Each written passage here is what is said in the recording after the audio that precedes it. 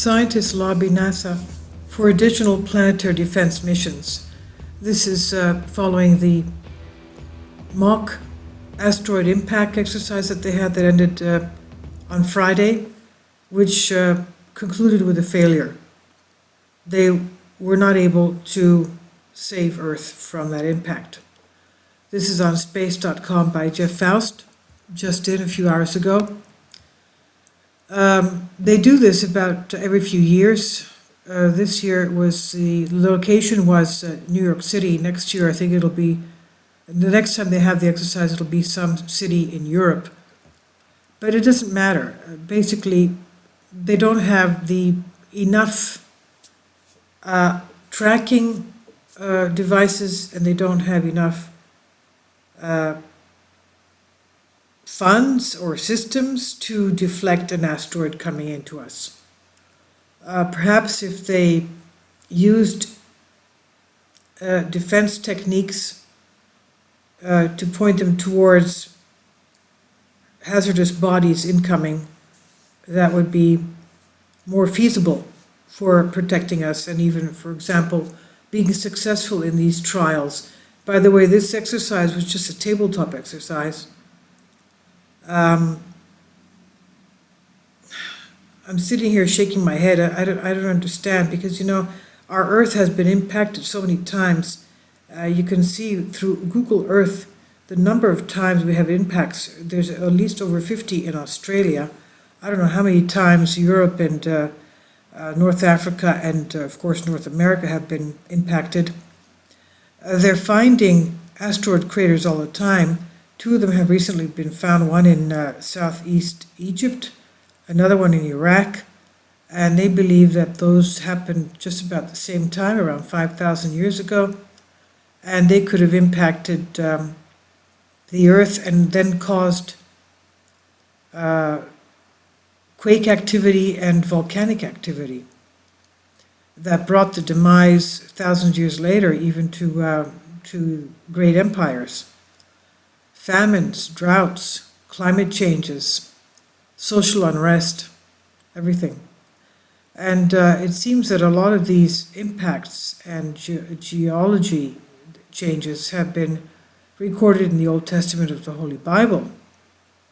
For example, the flood, the Exodus, and before the Exodus, the 12 tribes of Israel, the sons of Jacob, going to Egypt to buy grain because the land of Israel was undergoing a famine. So we have recordings in the scriptures, as well as scars on our Earth, recording so many asteroid impacts. One of them, the 66 million years ago, the impact on the Yucatan Peninsula was believed to have brought the extinction of the dinosaurs. Now, they go through this planetary defense exercise every little while, and this one that took place in Maryland started with a 1% chance of an impact, and then as the days went on, they increased the rate to 50% and then to 100%. In other words, it would be a definite impact.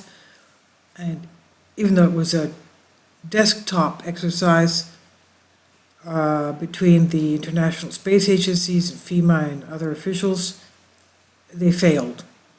They didn't have the means to protect Earth from such a celestial object hitting us.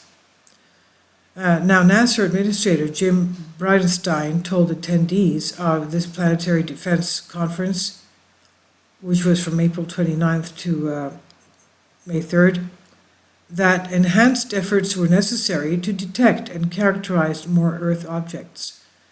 We remember, if we saw the graphs concerning the number of asteroids that were known to be out there in the 1990s or 2000 were way less than what has been found lately. I mean, if we were complacent back then, say, oh, you know, there's nothing out there that's going to be coming to us, we would have been very foolish, because they've found hundreds of thousands more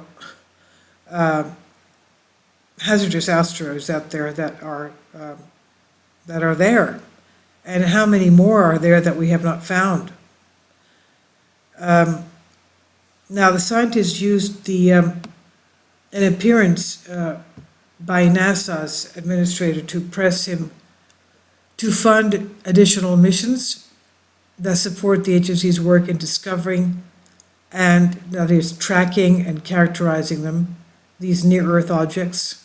Where are they? How big are they? Where are they heading? What are they made of? In an opening keynote to the Planetary Defense Conference in Maryland, NASA Administrator Jim Bridenstine said the agency was taking steps to identify objects that could pose an impact hazard to Earth, but that there was more work needed to be done to achieve goals established by Congress years ago. A provision in 2005, NASA Authorization Act, directed the agency, NASA that is, to discover 90% of near-Earth objects at least 140 meters in diameter. That's about like 450 feet in diameter. But they have to discover 90% of those that are 450 feet in diameter. What about the ones that are 300 feet in diameter, or 150 or 200 feet? I mean, they don't have, I guess they're just going to forego those. But even those are very dangerous, impacting us, of course. So that's enough to cause regional scale devastation in the event of an impact. Within 15 years, a year ago, astronomers discovered more than 8,500 such objects. Can you imagine? Just last year, they discovered almost 9,000 such dangerous near-Earth objects, at least 450 feet in diameter. But they estimate that is only about 1/3 of the total population. Well, how would they? That's just an estimate, but how would they know? It could be 1/10 of the population. It could be like 90% more out there that they have not yet found. That's astonishing. And now they say we're only about 1/3 of the way there, and the law that has been passed says that NASA is required to be able to detect, track, and categorize, and not just 1/3, but 90% of them, he said, which means we have to use our systems, use our capabilities to ultimately get a lot more data, and we have to do it faster. And he said that one of the goals of a near-Earth object strategy and action plan released by the White House Office of Science and Technology Policy last year is to improve the detection of these kinds of objects. He says we're working on that every single day, adding that sometimes something open to international cooperation. He says we want more international partners that can join us in this effort. We want more systems on the face of the Earth that can detect and track these objects. Well, of course, you can't rely on one agency in one country to do the whole work for everybody. I mean, that's ridiculous. This is one of the most serious things facing mankind. This is one of the most serious things facing mankind. He says, okay, we've tracked 1/5. Well, as we said, it could be 1/100th. It could be 1/10th. It's amazing. He says past studies concluded that to achieve the goal of the 2005 law, as well as to detect the far larger numbers of near-Earth objects that are smaller but still pose a hazard to Earth, the objects that exploded above Chelyabinsk, Russia, for example, in February 2013, was more than 20 meters across. And we didn't even see that coming. Nobody saw that coming. That was totally unexpected. And that will require a space-based observatory. NASA has studied such a mission called Near-Earth Object Camera, or NEOCAM, for several years, including ranking it as a finalist in the most recent competition for Discovery class planetary science missions. They have this, like years ago they had this in mind, and they still haven't done it. God forbid. I mean, they're using so much money on God knows whatever else, and they're not putting it into things like this. NASA did not select NeoCam for development in that competition, but did provide funding to support continued work on an infrared instrument it would use. Quote, "We want to continue the effort, so we're ready when the budget does become available to get this space-based infrared capability," said Lindley Johnson, NASA Planetary Defense Officer, in a talk later in the conference. So they have nothing out there. They're still squabbling how much it's going to cost. Okay, sometime maybe in the future, later when we have funds, maybe, who knows what, maybe not. Let's just, bury it on the rug. Some scientists are advocating for getting that capability sooner rather than later. NASA's overall funding of planetary defense has grown in recent years to $150 million in 2019, and NASA requested the same amount in its fiscal year 2020 budget proposal. Now, much of that funding is going to the double asteroid redirect test. That's the DART test we talked about, having to do with the Didymos, a twin asteroid, the big one, the little one. It's the little one they're going to smash a spaceship into in order to try and, with that impact force, try and nudge it out of its trajectory a significant way. To see if that would help, if that would be a way to deflect asteroids from impacting Earth. So the DART mission, a mission scheduled to launch in 2 years, to intercept in 2021, to intercept a near-Earth asteroid as a test of techniques that could be used to deflect objects that pose an impact threat to Earth. The DART mission received $98 million in fiscal year 2019, a peak year of its funding profile.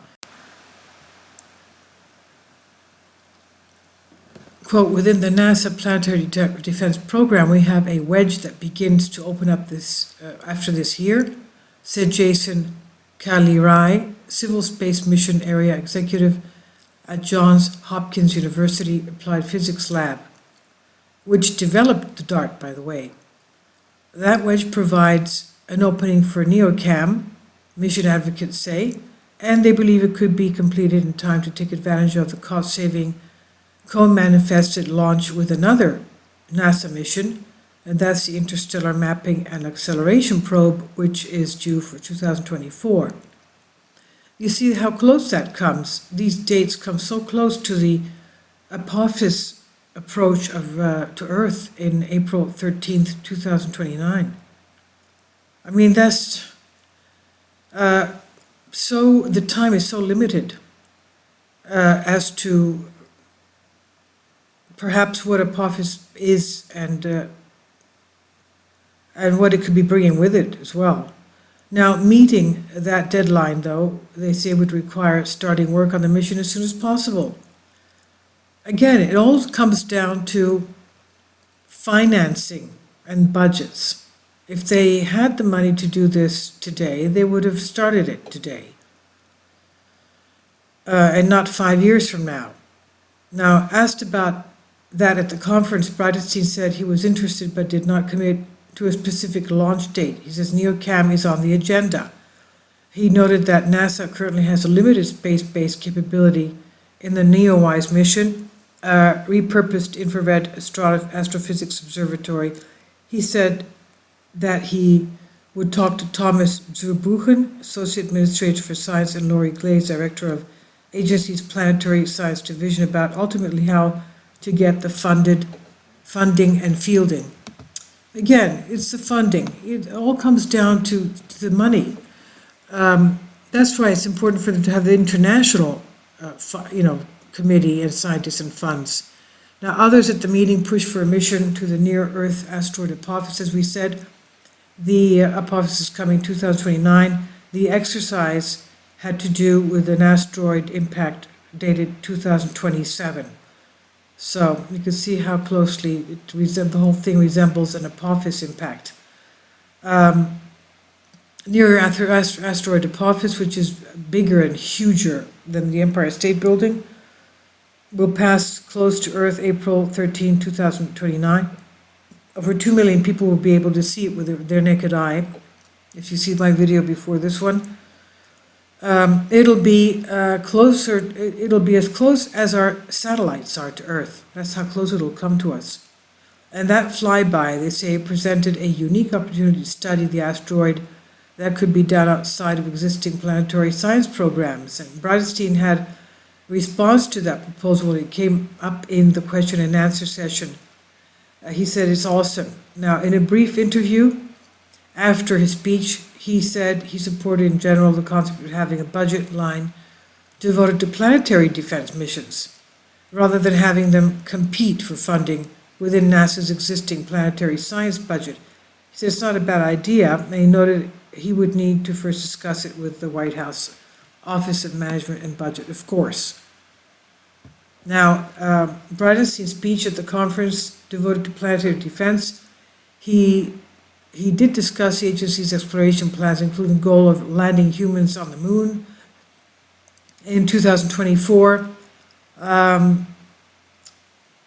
Now, he says that goal will require the use of Space Launch System despite delays in its development. NASA is committed to this effort. He said the only way to achieve it is to use this rocket, the biggest rocket that has ever been developed. But the SLS, the Space Launch System, and the Exploration Upper Stage, the SLS, Space Launch System, in its initial versions included the one with the Exploration Upper Stage, will fall short of the payload performance of the half-century-old Saturn V. He said that the SLS could also support space science missions and even planetary defense. He said this rocket is an enabler for what you in this room are trying to achieve, which is, of course, the protection of planet Earth.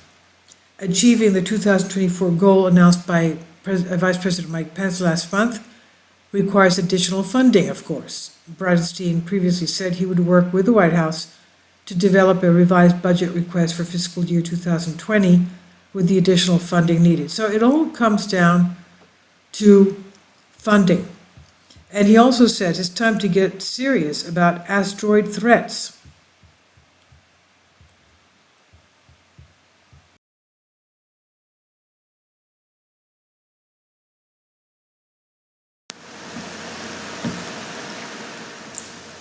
If you'd like to join me on my Patreon account, you will hear content not covered by mainstream media.